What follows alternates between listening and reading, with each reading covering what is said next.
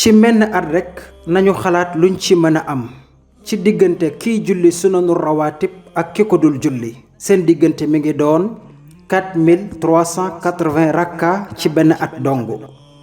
kiy julli wiitar di benn rakka ak ki ko dul julli seen diggante ci benn at mi ngi nekk 365 rakka ci benn at.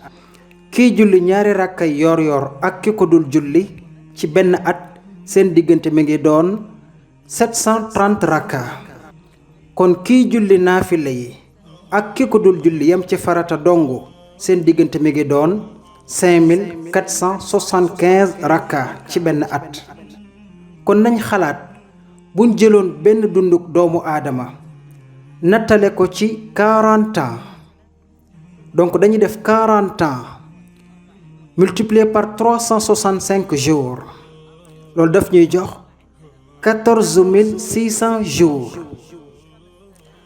donc 14600 jours multiplié par 5475 rakka loolu daf lay jox ci dunduk doomu aadama gi bu dee 40 ans la 79 935 000 rakka bu dee 40 ans la dundoo. loolu moo dox diggante kiy julli naafila yi ak ki ko dul julli. kon nañu xalaat bu baax benn rakka bu nekk am na ñaari sujjóot.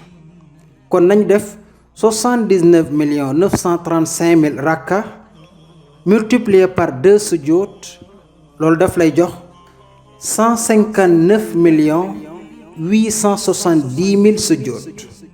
yonent bi sallallahu alayhi wa sallam nee na yow de benn sujjóot boo sujjóot ngir yàlla yëkkati la benn daraja ca aljanna ya jéggal la benn bàkkaar fii ci àdduna.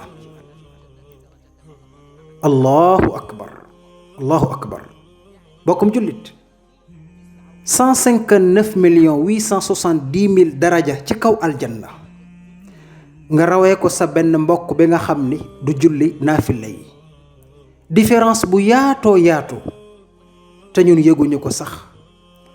te yow ak sa mbokk yéena ko rawante te mu ngi julli yaa ngi julli mais lenn rekk la rawee muy naafila yi.